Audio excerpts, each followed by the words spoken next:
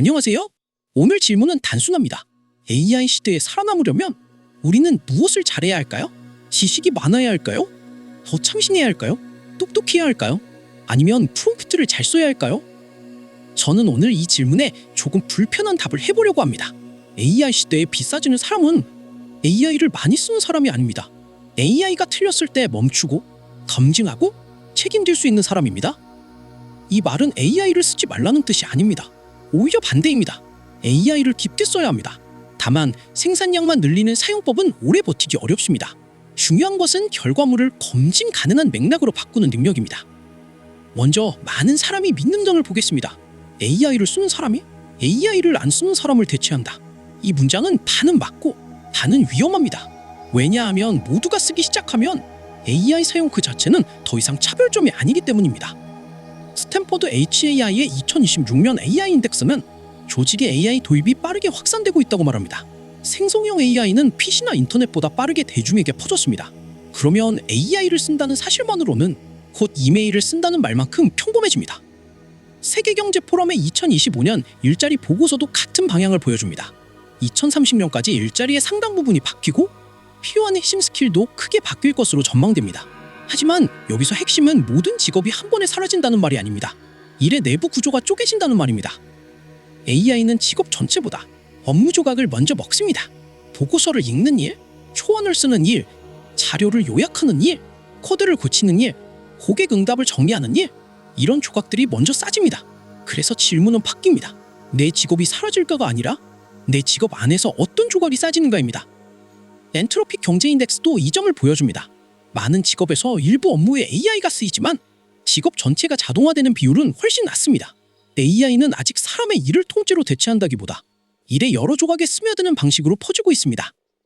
그렇다면 살아남는 사람은 누구일까요? 단순히 빠르게 초안을 뽑는 사람이 아닙니다. 초안은 모두가 뽑을 수 있습니다. 살아남는 사람은 초안이 어떤 맥락에서 맞고 틀린지 판단하고 최종 의사결정으로 연결하는 사람입니다. 여기서 첫 번째 통념이 무너집니다. 지식이 많으면 안전할까요? 어느 정도는 맞습니다. 하지만 그냥 많이 아는 것은 예전만큼 강한 자가 아닙니다. 공개된 지식은 모델이 이미 너무 많이 가지고 있고 검색과 요약은 계속 더 쉬워지고 있습니다. MBEIR의 생성형 AI 현장 연구를 보면 고객 지원 업무에서 AI 도구는 평균 생산성을 올렸고 특히 초보자와 낮은 숙련자에게 더 큰 효과가 있었습니다. 이것은 중요한 신호입니다. AI는 낮은 층의 성능을 끌어올려 평균적인 지식 격차를 압축할 수 있습니다. 이 말은 지식이 필요 없다는 뜻이 아닙니다. 오히려 진짜 지식은 더 중요해집니다. 다만 형태가 바뀝니다. 외워둔 정보가 아니라 실패 모드, 예외, 고객의 맥락, 산업의 인과관계, 그리고 어떤 정보가 검증이 필요한지 아는 지식이 중요해집니다. 두 번째 통념은 첨신해야 살아남는다는 말입니다. 이것도 반은 맞고 반은 부족합니다. 보쉬와 하우저의 연구는 생성형 AI가 개인의 창작물 평가를 높일 수 있지만 동시에 결과물들이 서로 더 비슷해질 수 있음을 보여줍니다. 개인은 좋아지지만 전체는 닮아갑니다. 그래서 그냥 창의적이어야 한다는 말은 부족합니다. AI 시대의 창의성은 아이디어를 많이 내는 능력이 아닙니다. 무엇을 벌릴지 아는 능력입니다. 수십 개의 그럴듯한 답 중에서 정말 중요한 하나를 골라내는 선택 함수입니다. 이 지점에서 인사이트를 잘 뽑아내는 사람이 등장합니다. 인사이트 추출은 요약을 예쁘게 하는 일이 아닙니다. AI가 만든 요약과 선택지 더미 속에서 남들이 못 본 패턴, 원인, 결정 함의를 뽑아내고 그래서 무엇을 해야 하는가로 바꾸는 일입니다. 단순 요약은 AI가 합니다. 긴 문서를 세 줄로 줄이는 일도 AI가 합니다. 하지만 그 세 줄 중 무엇이 신호이고 무엇이 잡음인지, 그 신호가 어떤 행동을 요구하는지 말하는 일은 여전히 비쌉니다. 이 능력이 없으면 우리는 그럴듯한 문장 더미 속에서 길을 잃습니다. 세 번째 통념은 똑똑하면 된다는 말입니다. 물론 분석적 사고는 중요합니다. 세계경제포럼도 분석적 사고를 핵심 스킬로 봅니다. 하지만 문제는 AI가 평균적인 분석 작업의 많은 부분을 보조하면서 단순한 똑똑함의 프리미엄도 줄어든다는 점입니다. 하버드 비즈니스 스쿨과 BCG의 제기드 프론티어 실험이 여기서 중요합니다. 컨설턴트들은 AI를 썼을 때 특정 과제 안에서는 더 많은 일을 더 빨리 했고 품질도 좋아졌습니다. 하지만 프론티어 박과제에서는 AI 사용자가 오히려 더 틀릴 수 있었습니다. 이 연구의 진짜 메시지는 AI가 좋다 나쁘다가 아닙니다. AI의 능력 경계가 들쭉날쭉하다는 것입니다. 어떤 일은 매우 잘합니다. 그런데 비슷해 보이는 다른 일은 이상하게 틀립니다. 그래서 핵심 능력은 AI를 쓰는 능력이 아니라 경계선을 감지하는 능력입니다. AI는 멍청해서 위험한 것이 아닙니다. 똑똑하게 보이면서 틀릴 때 위험합니다. 문장이 자연스럽고 표가 깔끔하고 코드가 그럴듯하고 결론이 자신감 있게 나오면 우리는 쉽게 속습니다. 그래서 검증 능력은 생산 능력보다 비싸집니다. 미트르의 경험 많은 오픈소스 개발자 실험은 이 위험을 잘 보여주는 사례입니다. 초기 2025년 도구를 썼을 때 개발자들은 실제로는 더 오래 걸렸지만 자신들은 빨라졌다고 믿었습니다. 이 결과는 최신 모델 전체를 대표하지는 않지만 캘리브레이션 붕괴를 보여주는 강한 장면입니다. 캘리브레이션은 내가 아는 것과 모르는 것을 구분하는 감각입니다. AI가 맞을 때와 틀릴 때를 구분하는 감각입니다. 이 감각을 잃으면 우리는 AI를 지휘하는 것이 아니라 AI에게 끌려갑니다. 네 번째 통념은 적응하면 된다는 말입니다. 적응은 중요합니다. 하지만 방향 없는 적응은 조언이 아닙니다. 새로운 도구가 나올 때마다 따라다니는 것은 오히려 AI가 가장 잘하는 홈그라운드에서 인간이 경쟁하는 것입니다. 진짜 적응은 도구 이름을 쫓는 것이 아닙니다. 변하지 않는 병목을 향해 이동하는 것입니다. 생산이 싸지면 검증이 비싸집니다. 초안이 싸지면 문제 정의가 비싸집니다. 실행이 싸지면 책임이 비싸집니다. 이 방향으로 적응해야 합니다. 다섯 번째 통념은 프롬프트를 잘 쓰면 된다는 말입니다. 프롬프트는 필요합니다. 명확한 지시, 좋은 예시, 원하는 형식, 금지 조건을 쓰는 능력은 기본입니다. 하지만 프롬프트는 한 번 명령하는 기술입니다. 오래가는 차별점은 그보다 깊은 곳에 있습니다. 엔트로픽은 프롬프트 엔지니어링 다음 단계로 컨텍스트 엔지니어링을 말합니다. 중요한 것은 어떤 단어를 쓰느냐만이 아닙니다. 모델에게 어떤 자료, 어떤 이력, 어떤 도구, 어떤 제약, 어떤 예시를 넣어줄지 설계하는 일입니다. 컨텍스트는 AI에게 주는 재료입니다. 같은 모델이라도 빈손으로 물어보는 것과 좋은 소스펙, 용어집, 실브 사례, 판단 기준을 넣어주는 것은 완전히 다릅니다. 그래서 앞으로 중요한 사람은 프롬프트 수집가가 아니라 컨텍스트 설계자입니다. 여섯 번째 통념은 하네스를 잘 짜면 된다는 말입니다. 이 말은 꽤 맞습니다. 하네스는 AI 작업을 반복 가능한 시스템으로 만드는 것입니다. 프롬프트, 컨텍스트, 도구, 로그, 평가 기준, 하드레일, 승인 절차가 합쳐진 작은 작업 장치입니다. 하지만 하네스도 검증 없이 만들면 위험합니다. 자동화된 쓰레기 생산 라인이 될 수 있습니다. 좋은 하네스는 결과가 맞는지 확인하는 이베를 포함합니다. 무엇을 통과로 볼지, 어떤 오류를 치명적으로 볼지, 언제 사람에게 넘길지를 정해야 합니다. 오픈 AI의 에이전트 가이드도 비슷한 말을 합니다. 강한 모델을 기준선으로 삼고 이벨로 성능을 확인하고 도구를 명확하게 정의하고 가드레일을 세우라고 말합니다. 에이전트는 마법이 아니라 도구와 평가와 제약을 가진 실행 시스템입니다. 일곱 번째 통념은 오케스트레이션을 잘하면 된다는 말입니다. 여러 에이전트를 부리고 사람과 도구를 나누고 작업을 병렬로 돌리는 능력은 중요해집니다. 마이크로소프트는 이런 사람을 에이전트 보스라고 부릅니다. 하지만 여기에도 함정이 있습니다. 검증할 줄 모르는 보스는 보스가 아닙니다. 그 사람은 그냥 에이전트가 만든 결과를 전달하는 통로가 됩니다. 위임은 능력입니다. 하지만 평가할 수 없는 위임은 의존입니다. 그래서 좋은 오케스트레이션은 세 가지를 가져야 합니다. 첫째, 어떤 일을 누구에게 맡길지 나누는 능력. 둘째, 결과를 멈추고 고칠 수 있는 평가 기준. 셋째, 최종 결과에 책임지는 위치. 이 셋이 없으면 오케스트레이션은 빈 껍데기입니다.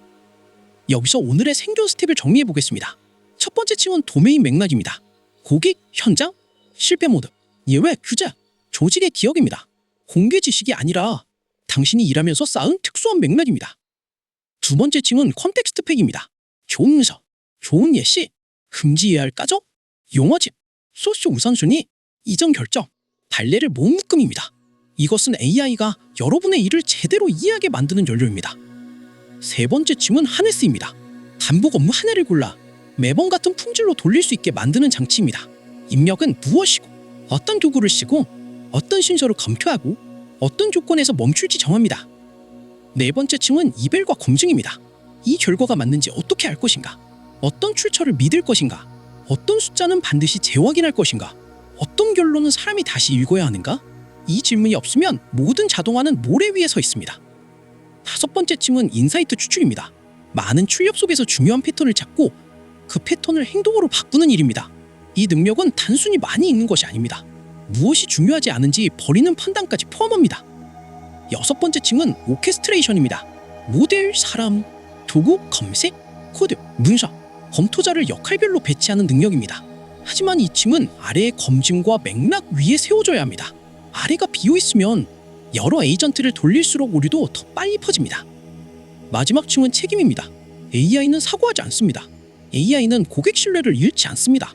AI는 법적 책임을 지지 않습니다. 최종적으로 누군가는 서명해야 합니다. 그 서명할 수 있는 사람이 비싸집니다. 이제 질문을 다시 해보겠습니다. AI 시대에 살아남으려면 지식이 많아야 할까요? 예, 하지만 공개 지식량이 아니라 검증 가능한 도메인 맥락이어야 합니다. 참신해야 할까요? 예, 하지만 아이디어이 아니라 선택 기준이어야 합니다. 똑똑해야 할까요? 예, 하지만 단순한 문제풀이 능력이 아니라 AI의 경계를 감지하는 메타 판단이어야 합니다. 적응해야 할까요? 예, 하지만 도구 유행이 아니라 생산에서 검증으로 이동하는 병목을 향해 적응해야 합니다. 프롬프팅을 잘해야 할까요? 예, 하지만 그것은 입장권입니다. 하네스를 잘 짜야 할까요? 예, 하지만 이별과 검증이 없는 하네스는 위험합니다. 오케스트레이션을 잘해야 할까요? 예, 하지만 책임 없는 오케스트레이션은 빈지위입니다. 그렇다면 이번 주에 무엇을 해야 할까요? 첫 번째, 단복 업무 하나를 고르십시오. 리서치 메모, 고객 제안서, 취재 검토, 논문 요약, 영상 대본, 코드 리뷰, 어떤 것이든 좋습니다. 단 한 가지 업무만 고릅니다. 두 번째, 그 업무의 컨텍스트 팩을 만드십시오. 좋은 예시 3개, 나쁜 예시 3개, 자주 틀리는 지적, 반드시 확인해야 할 출처, 쓰면 안 되는 표현, 결론의 품질 기준을 한 문서에 모읍니다. 이 문서가 여러분의 첫 번째 자산입니다. 세 번째, 실패 모드 10개를 적으십시오. AI가 이 업무에서 그럴듯하게 틀릴 수 있는 방식입니다. 숫자를 지어내는가, 최신 정보를 놓치는가, 법적 제약을 무시하는가, 고객의 맥락을 일반화하는가. 이 목록이 검증의 시작입니다. 네 번째, 이벨 체크리스트를 만드십시오. 결과물을 보기 전에 기준을 먼저 씁니다. 어떤 조건이면 통과이고 어떤 조건이면 다시 돌려야 하는가, 어떤 부분은 반드시 사람이 직접 읽어야 하는가, 판단 기준이 먼저 있어야 결과물에 휘둘리지 않습니다. 다섯 번째, 일부 핵심 조각은 직접 하십시오. 모든 일을 손으로 하라는 말이 아닙니다. 하지만 판단 근육이 필요한 조각, 예를 들어 숫자 검사, 핵심 근거 확인, 최종 결론 작성은 일정 비율 직접 해보십시오. 산출은 자동화돼, 캘리브레이션은 자동화하지 마십시오. 여섯 번째, AI가 확신에 차 틀린 순간을 기록하십시오. 날짜, 작업, 모델 틀린네요. 왜 그럴듯했는지, 어떻게 발견했는지 적습니다. 이 로그가 쌓이면 여러분만의 도메인 실패 지도와 검증 루프가 생깁니다. 이 방식은 화려하지 않습니다. 프롬프트 모음집보다 덜 멋있고 에이전트 데모보다 덜 자극적입니다.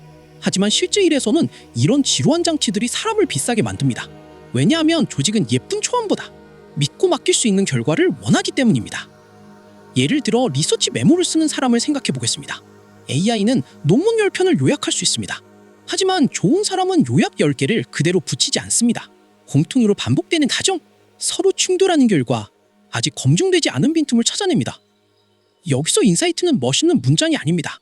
인사이트는 결정의 방향을 바꾸는 압축입니다. 이 연구들은 모두 같은 말을 한다가 아니라 이 연구들이 모두 놓친 변수가 하나 있다. 그래서 우리는 실험 설계를 바꿔야 한다? 이것이 인사이트입니다. 영상 대본도 마찬가지입니다. AI는 자료를 요약하고 목차를 만들 수 있습니다. 하지만 좋은 제작자는 시청자가 이미 믿고 있는 통념이 무엇인지, 어디서 그 통념을 깨야 하는지, 어떤 데이터가 장면을 뒤집는지 압니다. 정보가 아니라 관점의 흐름을 설계합니다. 개발자도 마찬가지입니다. AI는 코드를 쓸 수 있습니다. 하지만 좋은 개발자는 왜 이 수정이 위험한지, 어떤 테스트가 없으면 안 되는지, 기존 사용자에게 어떤 회기가 생길 수 있는지 압니다. 코드는 결과물이고 인사이트는 실패할 지점을 먼저 보는 능력입니다. 관리자도 마찬가지입니다. 에이전트를 여러 개 돌리는 것은 쉽습니다. 하지만 좋은 관리자는 어느 에이전트의 결과를 믿을 수 있는지, 어디서 사람의 승인 루프를 넣어야 하는지, 어떤 업무는 자동화하면 오히려 조직 기억이 사라지는지 압니다. 이것이 오케스트레이션의 진짜 내용입니다. 그러므로 인사이트를 잘 뽑는 사람은 3가지 질문을 반복합니다. 첫째, 이 결과가 사실이라면 무엇이 달라지는가? 둘째, 이 결론을 믿기 위해 무엇을 확인해야 하는가? 셋째, 이 결론이 틀렸을 때 가장 큰 손실은 어디서 나는가? 이 3질문을 던지면 요약은 전략이 됩니다. 자료 더미는 판단이 됩니다. AI의 출력은 그냥 문서가 아니라 행동으로 이어지는 근거가 됩니다. 결국 인사이트 추출은 정보 처리 능력이 아니라 의미를 행동으로 바꾸는 능력입니다. 이 능력은 훈련할 수 있습니다. 매번 AI에게 결과를 받은 뒤 바로 사용하지 말고 3줄을 따로 쓰십시오. 첫 줄은 핵심 신호, 둘째 줄은 버린 잡음, 셋째 줄은 그래서 해야 할 행동입니다. 이 3줄이 없으면 아직 인사이트를 뽑은 것이 아닙니다. 또 하나의 훈련은 기강 로그입니다. AI가 준 선택지 중 왜 이 답을 버렸는지 기록하십시오. 별로라서가 아니라 근거가 약해서, 고객 맥락과 안 맞아서, 최신 데이터가 없어서, 리스크가 너무 커처럼 이유를 남겨야 합니다. 기강 로고가 쌓이면 취향이 기준이 됩니다. 느낌으로 고른 것이 아니라 반복 가능한 판단 기준으로 고른 것이 됩니다. 이것이 AI 시대의 좋은 안목입니다. 좋은 안목은 감각이 아니라 설명 가능한 선택과 검증 가능한 결과입니다. 여기서 중요한 반론이 있습니다. 검증도 곧 AI가 하지 않을까요? 맞습니다. 일부 검증은 자동화됩니다.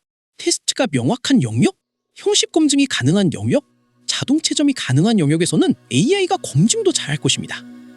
그래서 더 깊은 해자는 검증 행위 자체가 아닙니다. 무엇을 검증해야 하는지 아는 능력입니다. 어떤 오류가 치명적인지 아는 능력입니다. 그리고 놓쳤을 때 누가 책임지는지 아는 위치입니다. 검증은 자동화되어도 검증 대상과 책임의 설계는 남습니다.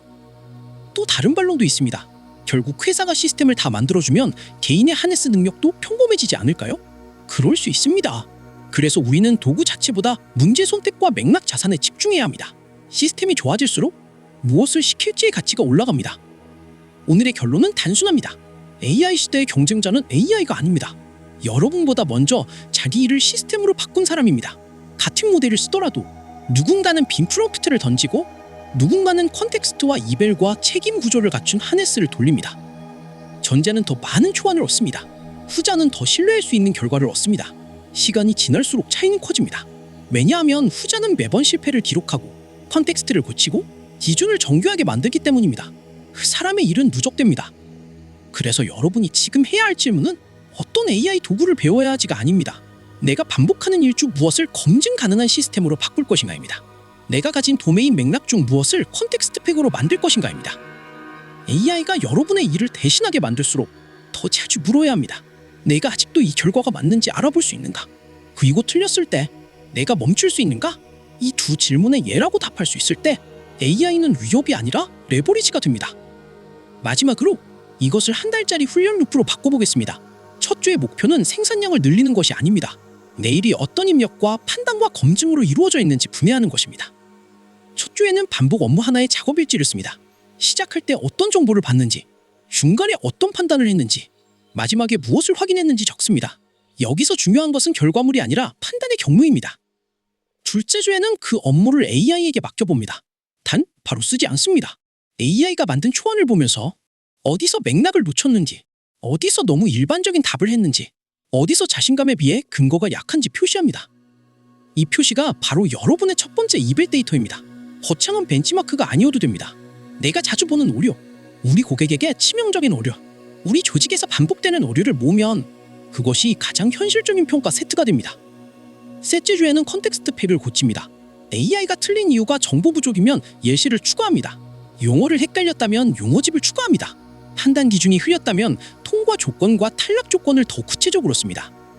넷째 주에는 작은 하네스를 만듭니다. 파일 하나, 체크리스트 하나, 스크립트 하나, 자동화된 검토 순서 하나면 충분합니다.